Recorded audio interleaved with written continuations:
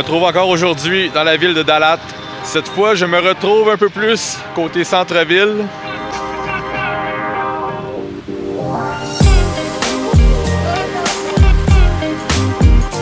Il fait présentement 22 degrés, journée très nuageuse encore une fois. Je pense que ça va être la plus belle journée que je vais avoir à Dalat dans toute la semaine. Parce qu'après ça, il annonce qu'il y a des orages puis de la pluie. Donc je dois sortir maintenant puis en profiter tout de suite si je veux visiter un peu la ville. Ville très tranquille pour le Vietnam.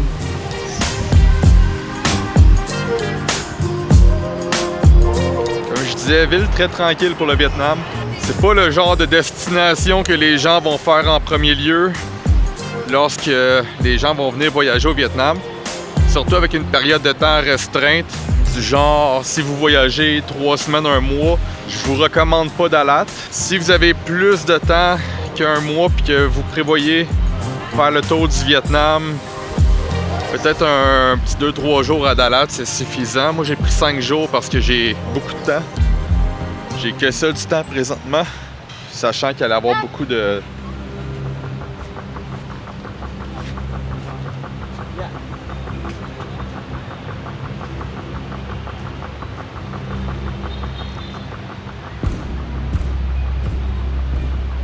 Sachant qu'il allait y avoir beaucoup de journées.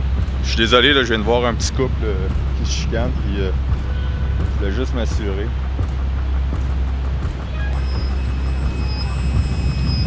You shouldn't fight for a baby. This is a baby. Hey guys.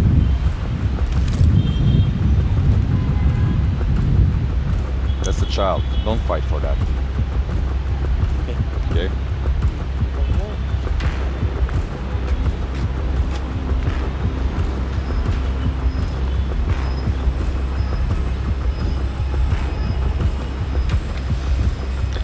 Je suis désolé, là, je suis allé voir un couple de Vietnamiens qui semblait être en conflit.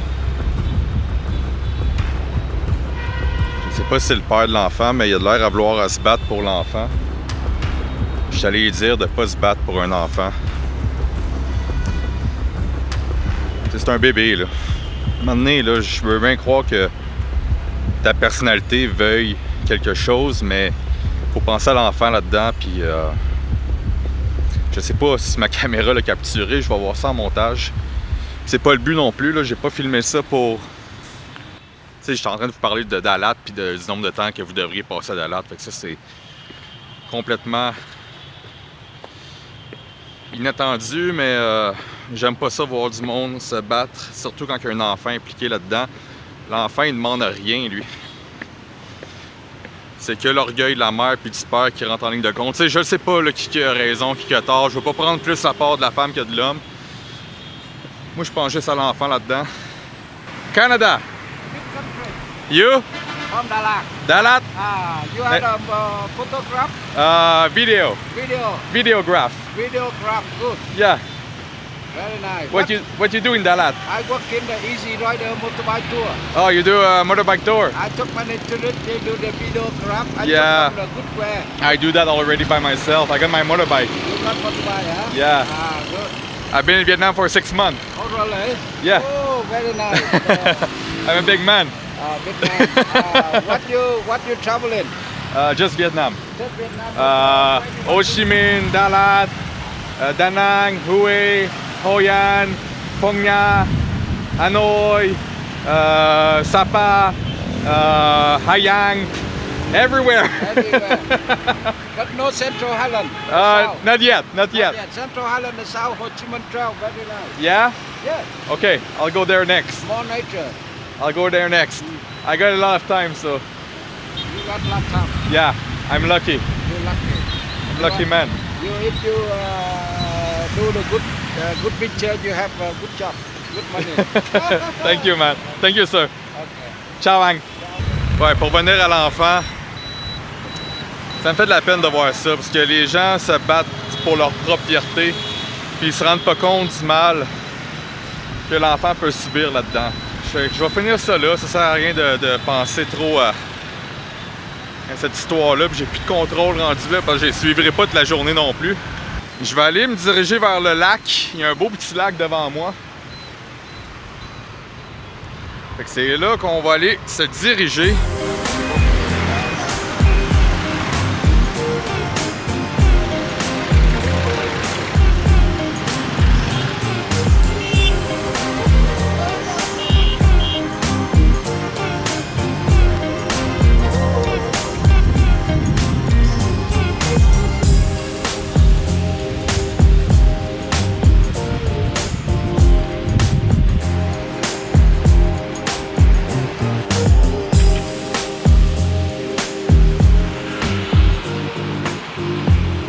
Conseil pratique pour les étrangers qui viennent voyager au Vietnam. Ne vous fiez pas toujours à la première impression que les gens vont vous donner. J'ai souvent entendu parler des étrangers comme quoi que les Vietnamiens ont l'air bêtes, sont froids.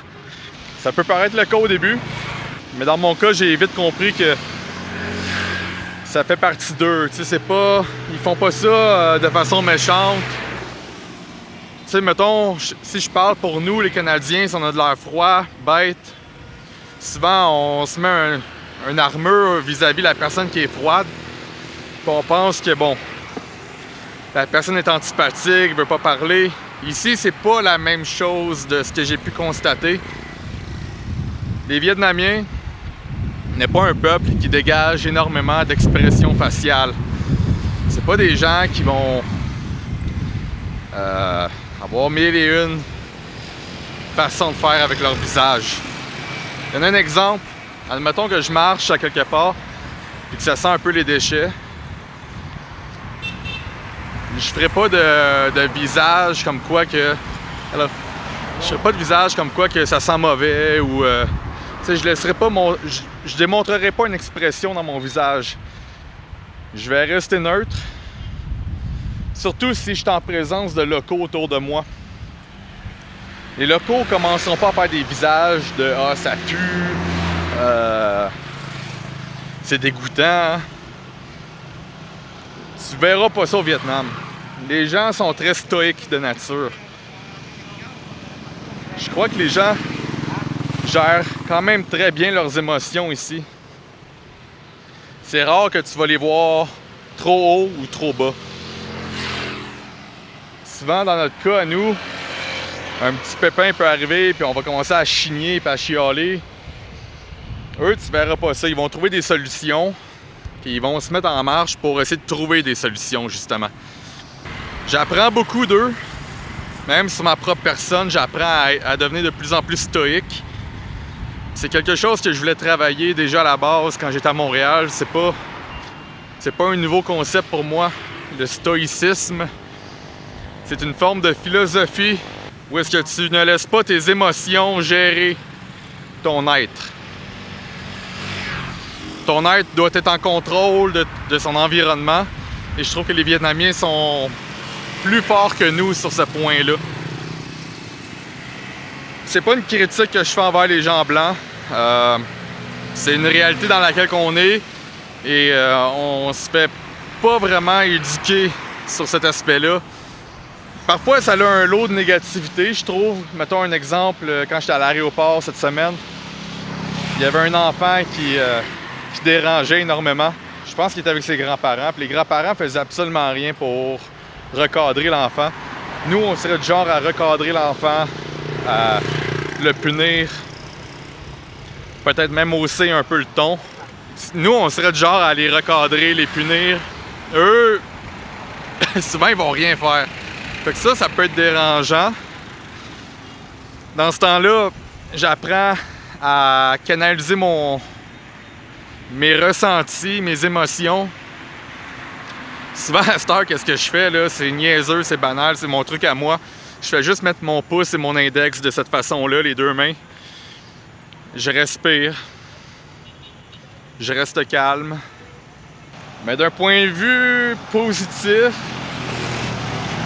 comme je disais, mettons qu'il arrive un pépin, on va dire, je sais pas moi, le camion tombe en panne.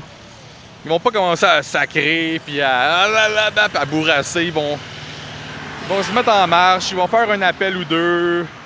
Il va y avoir du monde qui va arrêter pour eux, les aider. Donc c'est du monde qui trouve des solutions, qui gère bien leurs émotions. Ça a du bon comme du mauvais. Pour ma part, j'ai remarqué quand j'étais revenu à Montréal Comme quoi que le côté stoïque m'est plus facile qu'avant mon départ au Vietnam. Comme j'ai mentionné, le stoïcisme était une pratique que je voulais déjà pratiquer. C'était quelque chose que je voulais déjà pratiquer avant même mon départ au Vietnam. Pas toujours évident, surtout quand on n'a pas l'habitude de le faire. Ça demande du temps et de la pratique. Puis pour moi, le Vietnam, c'est comme une école où est-ce que je me permets de pouvoir pratiquer beaucoup plus rapidement. C'est un peu comme si vous voulez apprendre une langue, mais que vous l'apprenez par vous-même avec des applications versus aller dans le pays où est-ce qu'ils parlent la langue, prendre des cours sur la langue, vous allez apprendre beaucoup plus rapidement. C'est le même principe pour le stoïcisme. Je crois que j'apprends beaucoup plus vite en étant ici qu'en restant au Canada et à lire des livres sur le sujet. Même si les deux peuvent aider, mais je crois que être ici est une école qui me permet d'apprendre beaucoup plus rapidement. Donc pour les gens qui voyagent ici pour la première fois, sachez que c'est pas des gens ultra expressifs de base. C'est pas des gens qui vont faire du bruit. Oui, ils font du bruit là, en parlant puis avec les travaux, mais c'est pas des gens qui cherchent à attirer l'attention. C'est ça que je veux dire. Donner un exemple, là, dans un de mes derniers vlogs, j'étais dans un club, puis il y avait un étranger de l'Irlande qui était ultra fatigant, surtout pour les Vietnamiens. Là, tout le staff vietnamien le regardait et il l'avait à l'œil parce que c'était quelqu'un de dérangeant. J'ai été en mesure de garder mon calme tout le long parce qu'il était après moi tout le temps, vu que je parle anglais. Puis même au départ, il était confrontationnel avec moi, il était dans la confrontation. J'avais l'impression qu'il voulait se mesurer à moi, chercher le trouble. Autant que je me laisse pas imposer par personne, je suis pas ici pour me battre. Puis même au Canada, je suis pas là pour me battre. J'ai le goût de... Je crois que quand tu trouves la paix intérieure, tu as la paix dans le monde. Même si la guerre éclate autour de toi, il y a moyen de trouver quand même une forme de paix. Facile à dire de même, surtout quand je le vis pas présentement. Je suis pas dans la guerre. Je suis pas dans une situation de vie ou de mort. Mais j'y crois quand même à cette forme de adage où est-ce que quand tu trouves la paix intérieure, tu trouves la paix dans le monde. J'ai simplement dit au gars, écoute, je suis pas là pour me battre, je suis là pour passer un bon moment. Je vois pas pourquoi tu me parles agressivement comme ça présentement. Excusez. Il m'a payé une bière pour se faire pardonner. Mais reste qu'il était ultra fatigant, fait qu'après un certain moment, j'ai fini par partir parce que l'énergie qu'il m'envoyait était pas bonne. Puis des fois, ça vaut pas la peine de se battre avec soi-même puis de rester à un endroit. Je le prends comme un message, comme quoi que, regarde, bon, il est temps que tu t'en ailles, Joe. Mais le staff le voyait que j'étais pas dans la confrontation. Puis le staff était ultra gentil avec moi, tandis qu'avec lui, il était ultra froid. Et c'est là que ça fait toute une différence. Donc, je vais dire ça de même. Souvent, dans mon pays, il y a beaucoup de gens qui critiquent l'étranger parce que l'étranger vient et ne s'adapte pas beaucoup à notre culture, apporte leur culture avec eux, parfois impose leur culture, ce qui peut être fatigant, j'en conviens. Mais je pense que c'est aussi notre devoir de faire de même si on veut qu'eux fassent pareil comme nous. Quand on voyage, on n'apporte pas notre culture, on s'adapte à la leur. Et s'ils veulent qu'on partage notre culture, il n'y a pas de problème, je peux en parler. Tu sais, ça m'est déjà arrivé là, que les Vietnamiens me demandent, bon, c'est quoi les mets au Canada? C'est quoi les activités qu'on fait? La température, le mode de vie, la culture, la religion, la politique. C'est déjà arrivé que j'en parle, mais c'est pas moi qui amène le sujet, c'est eux qui me demandent.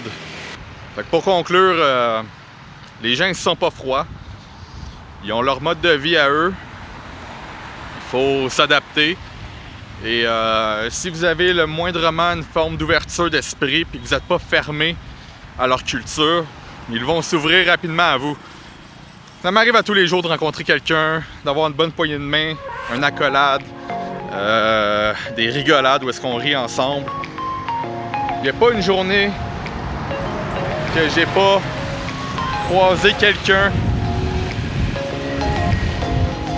et qu'il y a eu une interaction humaine entre la personne et moi-même.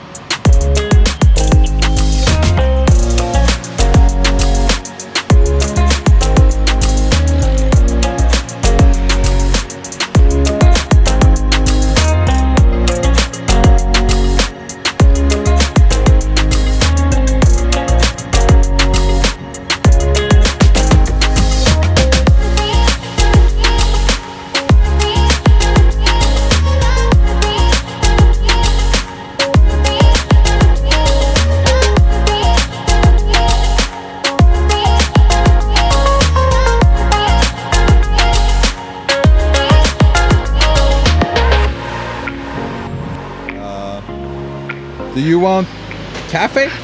À đi cà phê à? Đi cà phê không? À không, bây giờ đi vô đổ xăng cái. Je me retrouve présentement dans un restaurant local. J'ai rencontré une Vietnamienne qui, avec son chien, Van. Et elle m'a emmené dans un restaurant. Je ne sais pas si je vais aimer. C'est la première fois que j'essaye les mets qu'elle me fait goûter. Wait a minute. Okay. Ah, ok. Elle m'a dit que je dois attendre avant de manger. Je vais vous montrer à quoi ça ressemble.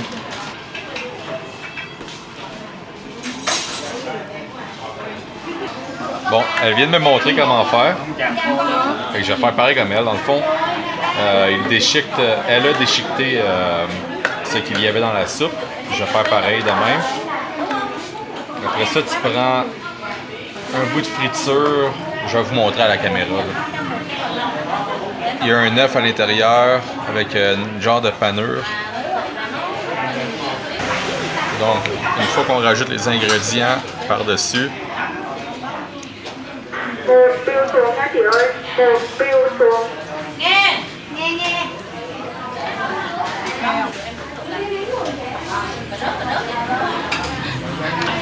It's okay, it's okay.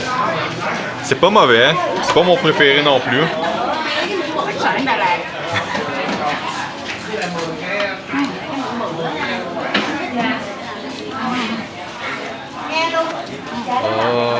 Đi đường này bạn ơi. Đi đường này với em á.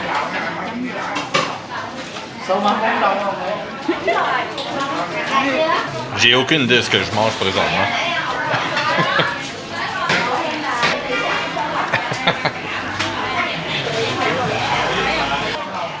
Elle veut me faire manger une bouchée complète, mais j'aime pas avoir plein de nourriture dans la bouche. J'aime prendre des petites bouchées. Elle rit de moi parce qu'elle prend des grosses bouchées, moi je prends des petites bouchées. Mais c'est pas parce que c'est pas bon, c'est juste que j'aime pas avoir plein de nourriture dans la bouche en même temps. J'aime prendre mon temps quand je mange. J'aime pas avoir des grosses bouchées puis avaler énormément de nourriture en même temps. C'est comme ça pour moi, ça c'est une petite bouchée, c'est en masse. Ça c'est un pudding. Je l'ai déjà mangé par le passé. Ça ressemble à ça. C'est gélatineux.